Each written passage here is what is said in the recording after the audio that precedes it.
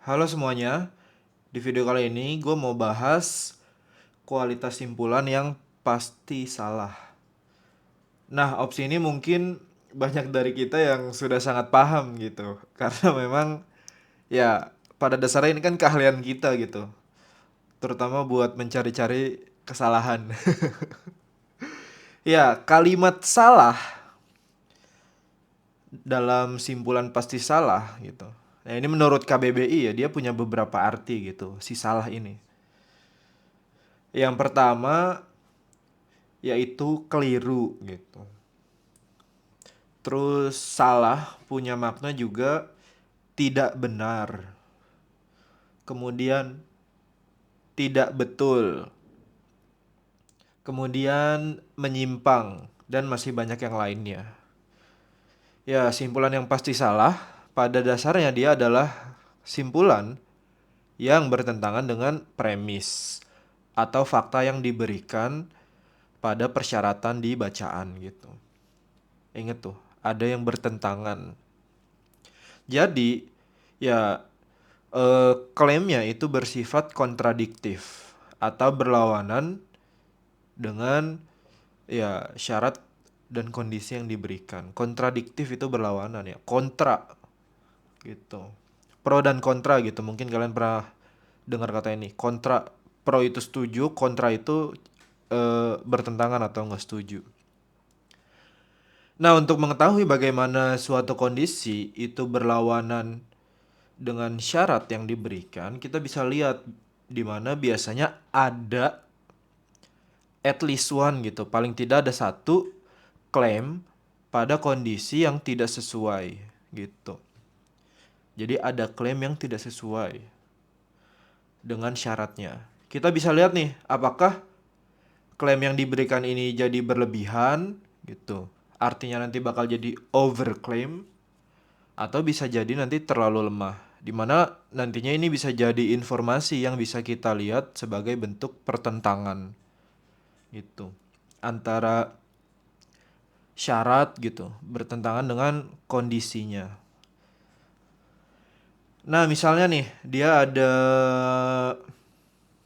contoh syaratnya itu di negara X, seseorang harus memiliki surat izin usaha terlebih dahulu jika ingin mendirikan usaha.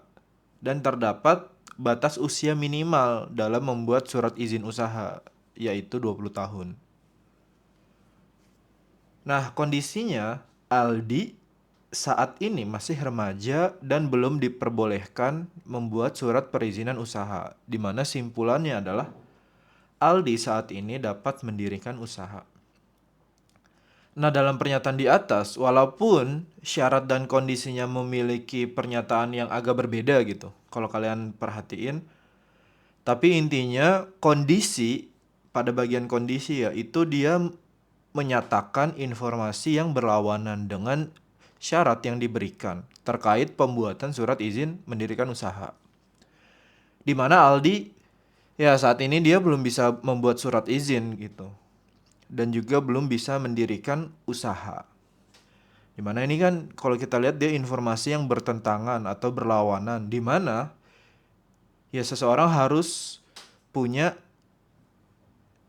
surat izin mendirikan usaha gitu. Sedangkan Aldi masih remaja gitu dan belum diperbolehkan memiliki atau membuat surat izin. Tapi simpulannya ini bertentangan kan. Jadi Aldi saat ini dapat mendirikan usaha gitu. Padahal kan nyatanya harusnya itu belum dapat kan. Nah, jadi ada klaim yang berlawanan. Di bagian mana? Ya, di bagian kondisinya gitu, di mana Aldi masih remaja dan dia belum diperbolehkan membuat surat izin gitu. Jadi ada klaim yang berlawanan antara syarat dan kondisi. Nah, kemudian ini ada contoh yang kedua. Nah, ini kemarin gue memang agak sedikit keliru ya gitu di kelas fundamental gitu. Jadi ini soal simulasi dari BP3 Kemendikbud gitu. Di web simulasi yang ada di 2023 kalau nggak salah. Nah, soalnya kayak gini. Hadiah wisata ke luar negeri diberikan oleh perusahaan Z jika pekerjanya memiliki penilaian kinerja sangat baik 2 tahun berturut-turut dan dinominasikan oleh rekan kerja dan atasannya. Nah, ini persyaratannya. Kemudian, nah ini kondisinya nih. Pekerja C disukai oleh rekan kerja serta mendapatkan penilaian kinerja sangat baik tahun kemarin. Simpulan berdasarkan informasi tersebut adalah pekerja C layak, ada kata layak nih, mendapat hadiah wisata ke luar negeri dari perusahaan Z. Nah, di soal ini kita bisa dapat informasi bahwa pekerja C mendapatkan penilaian kinerja sangat baik tahun kemarin gitu.